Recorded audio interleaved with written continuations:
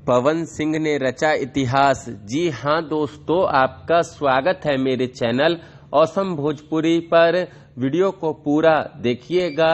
Video पसंद आए तो वीडियो को लाइक और चैनल को सब्सक्राइब कीजिएगा।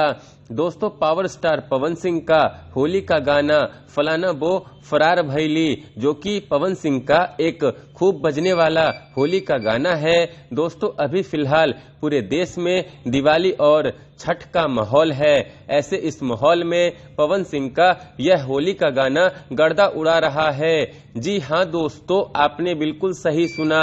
दोस्तों, पूरे देश में दिवाली और छठ का माहौल है। ऐसे में दोस्तों, पवन सिंह का यह होली का गाना इंस्टाग्राम रील पर ट्रेंड कर रहा है। साथ ही दोस्तों, पवन सिंह के इस होली के गाने पर इंस्टाग्राम रील भी खूब बन रहा है और पवन सिंह के इस होली के गाने पर अब तक 2,81,000 के करीब इंस्टाग्राम रील भी बन चुका है।